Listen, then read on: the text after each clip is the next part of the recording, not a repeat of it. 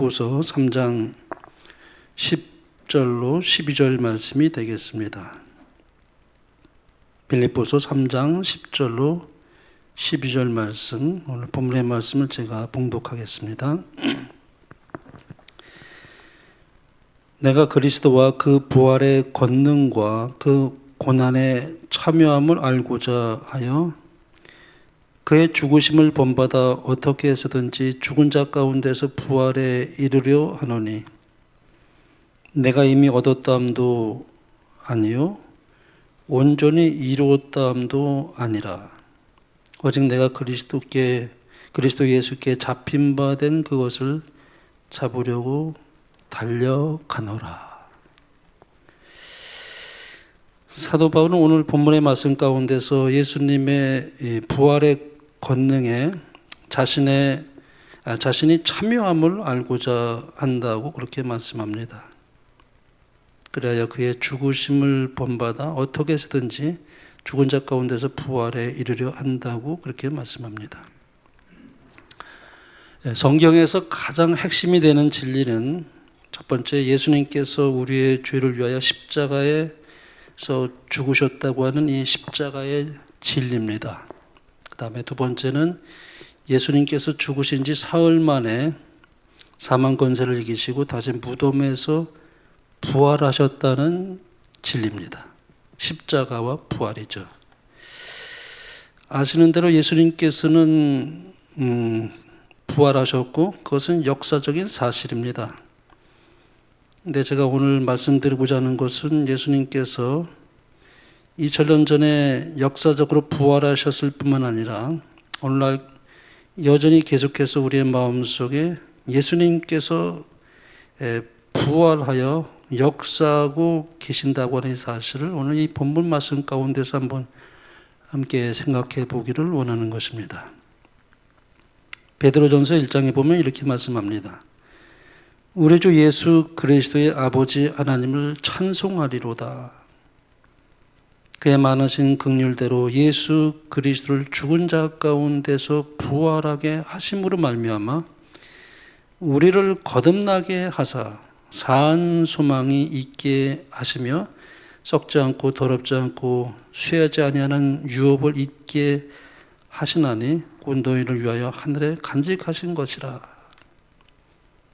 여기 말씀해 보면은 하나님께서 예수 그리스도를 죽은 자 가운데서 부활하게 하심으로 말미암아 우리를 거듭나게 하셨다. 그렇게 말씀합니다. 그러니까 예수님께서 만약에 부활하지 않으셨다면 우리는 거듭날 수가 없는 것입니다. 예수님께서 부활하셨기 때문에 우리가 성령으로 거듭나서 하나님의 자녀가 된 것입니다. 예수님께서 이제 니고데모에 그런 말씀하셨습니다.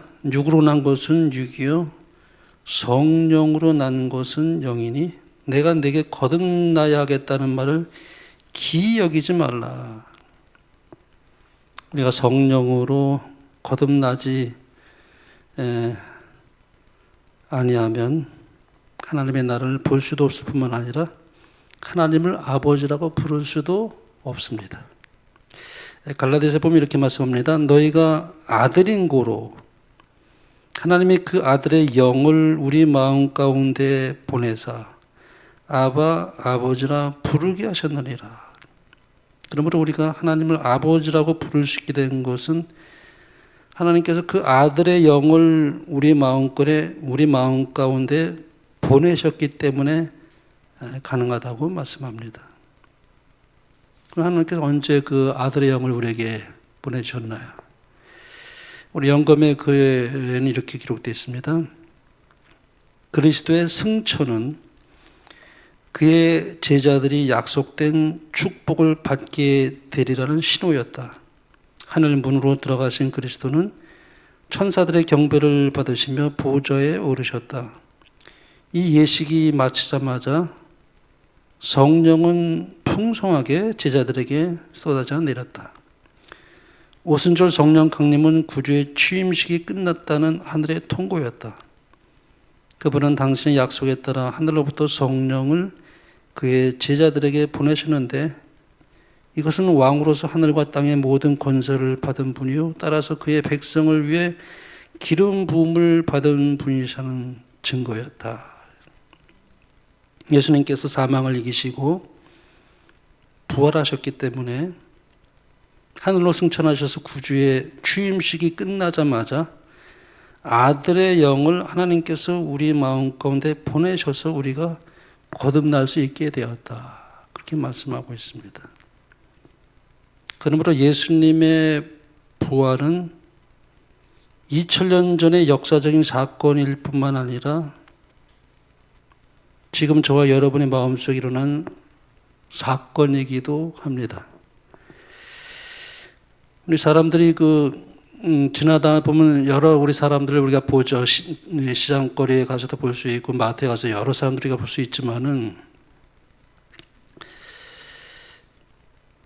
그 속에 부활하신 아들의 영을 가진 사람과 그렇지 않은 사람이 외면적으로는 같아 보여도 속 사람은 결국 같지 않습니다. 사람이 거듭나게 되면 이 아들의 영이 우리의 마음속에 부활해서 하나님과 교통하게 되어 있는 것이죠. 그래서 우리가 기도할 때 하나님을 이제 아버지라고 이제 부르게 됩니다. 성령이 우리 안에 있고 거듭나게 하지 아니하면 우리가 하나님을 아버지라고 부를 수 없어요. 그렇게 말씀하고 있습니다. 그래서 우리가 길을 갈 때나 차를 운전할 때나 우리가 이제 기도하지 않습니까? 아버지. 우리 마음속에 성령께서 계시기 때문에 아들의 영을 보내주셨기 때문에 우리 마음속에 내재해 계시기 때문에 우리가 자연스럽게 아버지께 기도할 때 아버지 하면 우리가 기도하지 않습니까? 아들의 영을 우리의 마음에 부어주셨기 때문에 가는, 그래서 우리가 거듭날 수가 있는 것입니다. 우리가 거듭나지 아니하면 하나님의 자녀가 될 수가 없습니다. 거듭나서 하나님의 자녀가 되는 것이죠. 다시 말씀드린다면은 예수님께서 우리의 마음속에 부활하여 계시기 때문에 그렇습니다. 아들의 영이라고 그랬죠. 성령을 통해서 예수님이 우리의 마음속에 부활하신 것입니다. 그걸 말씀하고 있습니다. 야곱이 돌베개를 베고 가다가 자고 있다가 하늘에서 사닥다리가 자기에게 내려와 사닥다리를 통해서 천사가 우락내락하는 것을 보았습니다. 그리고 사닥다리 위에서 하나님께서 말씀하셨습니다. 나는 여호와니 너의 조부 아브라함의 하나님이요 이삭의 하나님이라. 내가 누워있는 땅을 내가 너와 네 자손에게 주리니 네 자손이 땅의 티끌같이 되어 네가 서쪽과 동쪽과 북쪽과 남쪽으로 퍼져나갈지며 땅의 모든 족속이 너와 네 자손으로 말미암아 복을 받으리라. 내가 너와 함께 있어. 내가 어디로 가든지 그랬습니다. 내가 어디로 가든지 너를 지키며 너를 이끌어 이 땅으로 돌아오게 할지라. 내가 내게 허락한 것을 다 이루기까지 너를 떠나지 아니하리라 그랬습니다. 야곱이 어느 곳에 가든지 하나님께서 사닥다리를 내려놓아서 야곱과 연결된 것처럼 우리도 부활하신 하나님의 아들의 영을 통해서 하나님과 우리 사이에 사닥다리가 언제나 연결되어 있다는 것입니다. 그러므로 우리가 거듭나서 하나님의 자녀가 되면 결코 우리가 혼자가 아닙니다. 고와 같이 버려두지 않을 것이라고 말씀했죠. 자나 깨나 또 오나가나 하나님과 우리 사이에는 성령으로 항상 연결되어 있는 것입니다.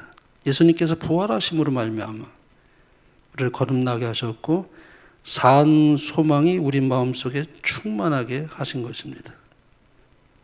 부활하신 주님과 우리가 이렇게 항상 동행할 수 있는 것은 우리 마음속에 있는 그 아들의 영이 있기 때문에 그렇습니다. 그러므로 성령이 우리 속에 내재해 계심으로 말미암아 예수님께서는 언제든지 우리 속에 항상 내재해 계시고 우리와 동행하십니다. 우리가 예수님을 떠나지 않는 한 예수님은 언제나 우리와 동행하시는 것은 아들의 영을 우리에게 보내주었기 때문에 가능합니다. 자, 얼마나 감사합니까? 우리가 어디로 가든지 우리가 두려워하지 않는 것은 예수님께서 아들의 영을 우리의 마음에 보내셨기 때문에 우리가 언제든지 아바 아버지라 부를 수 있고 우리의 사정을 아뢰일 수 있고 우리가 주님께 기도할 수 있고 모든 것을 맡길 수 있고 그런 것은 예수님께서 아들의 영을 통해서 성령을 통해서 우리 안에 계시기 때문에 그렇습니다. 부활하신 주님과 우리가 이렇게 항상 동행할 수 있는 것은 바로 성령께서 계시기 때문에 그렇습니다. 마태복음에 이렇게 말씀합니다. 내가 세상 끝날까지 너희와 항상 함께 있으리라. 예수님께서 제자들에게 말씀하셨죠. 그것은 비단 제자들에게 하신 약속이기도 했지만은 우리를 위한 약속이기도 합니다. 왜냐하면 우리가 거듭남으로 말미암아 성령께서는 늘 우리 마음속에 내재해 계시기 때문에 그렇습니다. 죽으신 예수님께서 어떻게 우리와 항상 함께 같이 하실 수가 있는가? 그분이 부활하셨기 때문에 그렇습니다. 그래서 성령을 통해서 우리 속에 오셔서 우리를 거듭나게 하시고 우리와 항상 함께 계시는 것입니다. 지금도 예수님께서 저와 여러분의 마음속에 함께 계십니다. 부활하신 아들의 영을 통해서 저와 여러분의 마음속에 예수님께서 함께 계시기 때문에 그렇습니다. 그러므로 우리는 예수 그리스도를 떠나서는 한시도 존재할 수가 없습니다. 참 감사하죠. 한시도 존재할 수가 없어요. 주님을 떠나서 자나 깨나 사나 죽으나 그리스도와 늘 함께 하게 된 것입니다. 왜냐하면 우리는 더 이상 죽은 자가 아니라 산 자이기 때문이라고 말씀합니다. 산 자이기 때문에. 고린도서에 보면 이렇게 말씀합니다. 저가 모든 사람을 대신하여 죽으심은 산 자들로 하여금 그랬습니다. 죽은 자가 아니라 산 자들로 하여금 다시는 저희 자신을 위하여 살지 않고 오직 저희를 대신하여 죽었다가 다시 사신 자를 위하여 살게 하려 함이니라. 사실은 우리가 죽은 자죠. 영적으로는 죽은 자입니다. 그러나 예수님께서 이 땅에 오셔서 십자가에서 그 모든 우리의 죄의 짐을 다 담당하시고 그분께서 부활하심으로 말미암아 우리가 그분을 믿음으로 주님을 영접할 때에 아들의 영을 보내주셔서 우리를 거듭나게 하심으로 말미암아 다시 살게 하셨습니다. 그래서 이제는 죽은 자가 아니라 산 자라고 말씀합니다. 예수님께서 부활하셔서 이제는 살려주는 영이 되셔서 우리 마음속에 들어오셔서 우리의 생명이 되셨기 때문에 그렇습니다. 그래서 고린도서에 보면 이렇게 말씀합니다. 우리 살아있는 자가 그랬습니다. 우리 살아있는 자가 항상 예수를 위하여 죽음에 넘겨지면 예수의 생명이 있죠. 예수의 생명이 또한 우리 죽을 육체에 나타나게 하려 함이라. 여기 예수의 생명이라고 했습니다. 우리가 왜 살아있는 것인가? 산 자가 되는가? 예수의 생명이 우리에게 있기 때문에 그렇습니다. 죽은 자가 아닙니다. 우리와 함께 살아있는 육체에, 우리가 현재 살아있는 육체에 예수의 생명이 나타나게 된다고 말씀합니다. 그러니까 부활의 생명이 나타나는 것입니다. 예수의 생명, 부활의 생명이 우리 죽을 육체에 나타나게 하려함이라 그랬습니다. 예수님께서 부활하셨기 때문에 우리 죽을 육체에 예수님의 부활의 역사가 나타나는 것입니다. 사도 바울은 그래서 나는 날마다 죽노라 그랬습니다.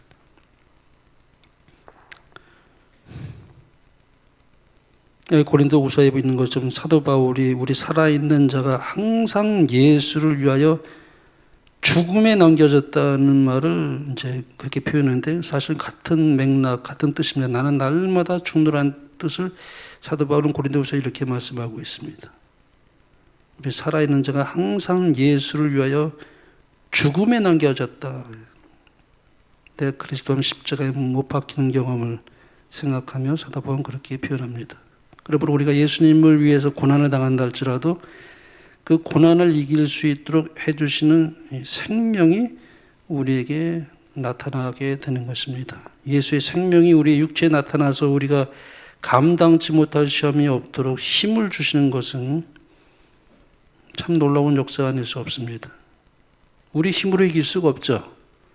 감당치 못할 시험을 허락지 아니하시는, 혹시 그런다 할지라도 그것을 감당할 수 있는 힘을 주시는 것은 바로 예수님의 생명이 우리 안에 있기 때문에 그것을 능히 이길 수 있는 능력을 제공해 주시는 것입니다.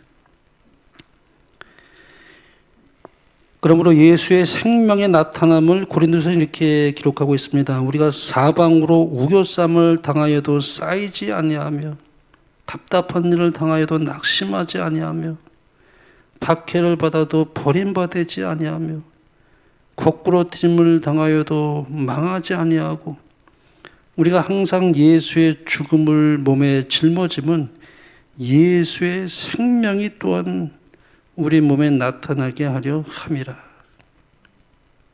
어둠이 있으면 여명이 오는 것처럼 우리가 항상 예수의 죽음을 몸에 짊어지게 됨으로 말미암아 우리 속에 언제나 예수의 그 생명, 예수의 부활의 생명이 우리 몸에 나타나게 하느니라고 그렇게 말씀합니다. 우리 리처드 범브란트라고 하는 그 동굴아파에 옛날에 그 참 소련 당시에 그가 복음을 전하다가 20년 동안 감옥에 투옥됐습니다. 감옥에 갇혀서 성경을 이제 읽다가 그는 이제 두려워하지 말라는 말씀에 큰 위로를 얻습니다. 그래서 성경을 읽으면서 두려워하지 말라는 말씀이 나타날 때마다 그런 성경의 그 밑줄 그어 나갔습니다. 그리고 나중에 성경 전체를 다 읽고 난 다음에 한 번은 그 밑줄 그은 것을 헤아려 보니까 두려워하지 말라는 말씀이 365번 성경에 기록되는 것을 나중에 그가 발견하게 됩니다. 그래서 그는 그렇게 고백을 했습니다. 나를 사랑하시는 하나님께서는 1년 365일을 날마다 나에게 두려워하지 말라. 그렇게 말씀하고 계시는 것이구나. 그렇게 고백을 했다고 합니다. 이사야 41장 이렇게 말씀합니다. 두려워하지 말라. 내가 너와 함께함이니라. 놀라지 말라. 나는 내 하나님이 됨이니라. 내가 너를 굳세게 하리라. 참으로 너를 도와주리라. 참으로 나의 의로운 오른손으로 너를 붙들리라. 그러면 죽음이 있으면 반드시 부활이 있습니다. 그렇죠? 창세기 보면은 저녁이 되면 아침이 되는 첫째 날이라 그랬습니다. 캄캄한 밤이 있으면 곧 밝은 새벽이 오는 것입니다. 죽음이 있고 난 다음에는 반드시 부활이 있습니다. 우리 몸에 예수의 죽음을 몸에 짊어지면 즉시 그 뒤에는 예수의 생명이, 예수님의 부활의 생명이 우리 몸에 나타난다. 사도 바울은 그렇게 말씀합니다. 우리가 항상 예수의 죽음을 몸에 짊어지면 예수의 생명이 또한 우리 몸에 나타나게 하려 함이라. 우리 몸에 의로우신 예수의 생명의 부활로 나타나고 그래서 치유와 건강의 생명으로 나타나게 된다. 우리 힘으로는 결코 의로워질 수 없습니다. 우리가 항상 예수의 죽음을 통해 죽음을 몸에 짊어질 때 다시 말씀드려 사도 바울이 고백했던 것처럼 내가 날마다 죽을 때 예수님의 부활의 생명이 나타나셔서 우리를 의롭게 살도록 만들어 주신다. 우리 힘으로 되는 게 아닙니다. 나는 날마다 그리스도와 함께 십자가에 못 박는 경험을 합니다. 나는 날마다 내 자아가 예수님과 함께 죽는 경험을 합니다. 그럴 때마다 예수의 생명이 나타나게 된다. 부활, 그걸 말씀하고 있습니다. 부활의 생명이 우리로 영적으로만 부활시키는 것이 아니라 우리가 육체로 살고 있는 동안에 예수님의 부활의 생명이 끊임없이 우리 몸에서 나타나 역사하게 된다. 사도 바울은 그렇게 말씀합니다. 그래서 예수님의 죽음이 나의 죽음이, 예수님의 부활이 나의 부활이 되는 것입니다. 믿음으로만 가능합니다.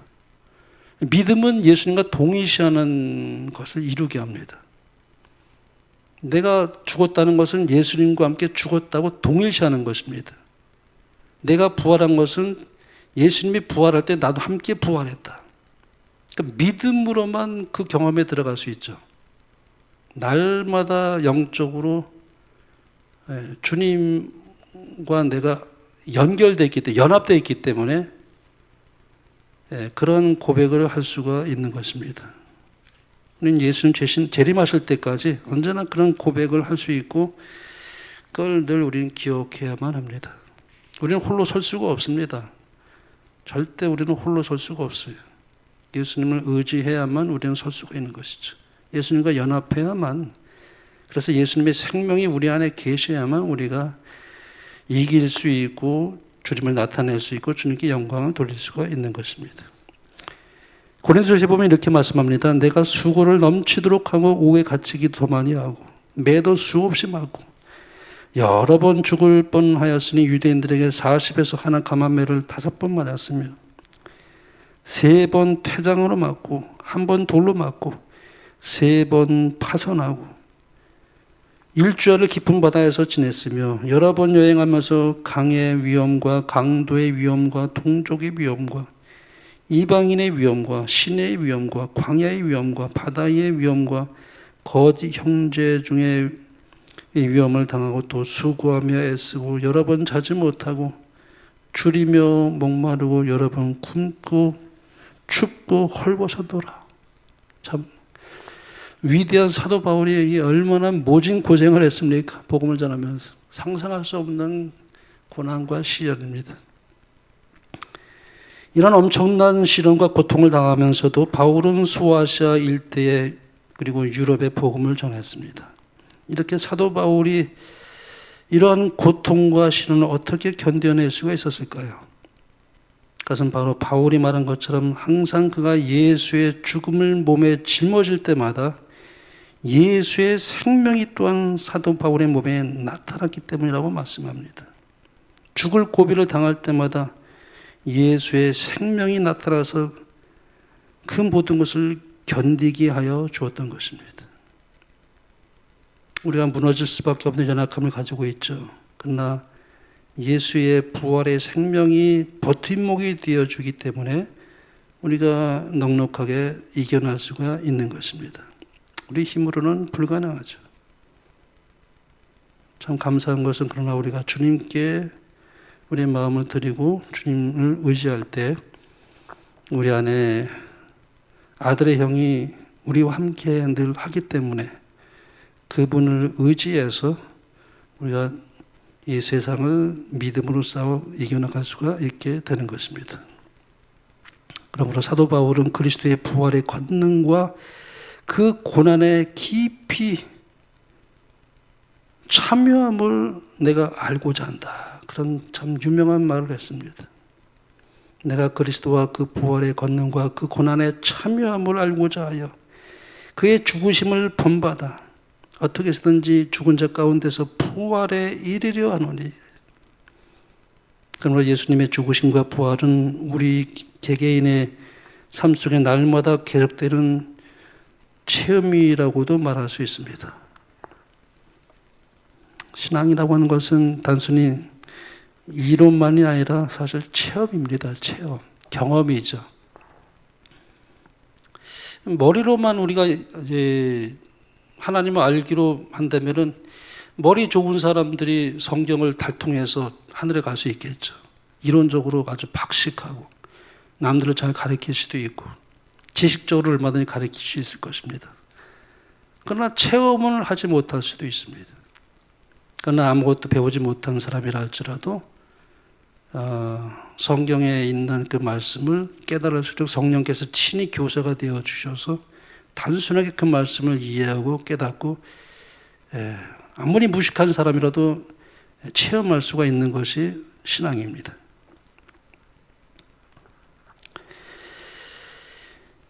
예수님의 부활의 문제도 사실 그렇습니다. 여기 요한복음에 보면은 진실로 진실로 너에게 이르노니 죽은 자들이 하나님의 아들의 음성을 들을 때가 오나니 곧 이때라. 듣는 자는 살아나리라. 여기 하나님의 음성을 들을 때가 오나니 곧 이때라. 듣는 자는 살아나리라. 부활입니다. 그러므로 예수님 믿는다는 것은 우리가 부활하여 예수님과 연합하는 것을 의미합니다. 그래서 로마서에 보면은 만일 우리가 그의 죽으심을 본받아 연합한 자가 되었으면 또한 그의 부활을 본받아 연합한 자가 되리라. 그것이 현재 내 마음속에 일어나는 부활입니다. 예수님께서 십자가에서 죽으신 것처럼 내가 예수님과 함께 죽고 예수님께서 부활하신 것처럼 내가 예수님과 함께 부활하는 경험을 말합니다. 예수 그리스도와 연합해서 예수님과 함께 죽고 예수님과 함께 부활하는 것입니다. 그래서 사도 바울은 이렇게 말씀했습니다. 내가 그리스도와 함께 십자가에 못 박혔나니 그런즉 이제는 내가 산 것이 아니요 오직 내 안에 그리스도께서 사신 것이라. 나는 이제 그리스도와 함께 죽었다. 그리고 이제는 예수님께서 내 안에 부활하셨다. 그래서 이제 내가 사는 것은 내가 아니라 예수님이다. 그래서 예수님처럼 생각하고 예수님처럼 말하고 예수님처럼 행동하는 사람이 될 수 있었던 것은 내 안에 예수님께서 계시기 때문에 그분이 부활하셨기 때문에 가능하다. 이렇게 말씀합니다. 우리의 영혼이 예수 그리스도를 받아들이자마자 이 부활의 생명이 우리의 마음속에 들어오자 영안이 열려서 하나님을 보게 되고 영의 귀가 열려서 하나님의 음성이 들려지게 되어 마음속에 감동을 받고 영의 감각이 살아나서 하나님의 임재하심을 깨닫게 되고 입술이 열려서 하나님을 아바 아버지 부르게 되고 영의 생명이 약동하게 되어 기도하게 되고 찬미를 부르게 되고 하나님의 성전에 나와 하나님께 예배드린 것을 즐겨 감사하는 마음으로 늘 예배를 드리는 것을 참으로 사모하며 나아가 주님께서 맡겨주신 사명을 다하게 되는 것이죠. 이것이 바로 예수님께서 우리 마음속에 부활하신 증거가 되는 것입니다. 그러므로 사도 바울이 말한 것처럼 우리 또한 날마다 예수 그리스도와 함께 날마다 죽고 날마다 예수님과 함께 부활하는 삶의 연속이 되어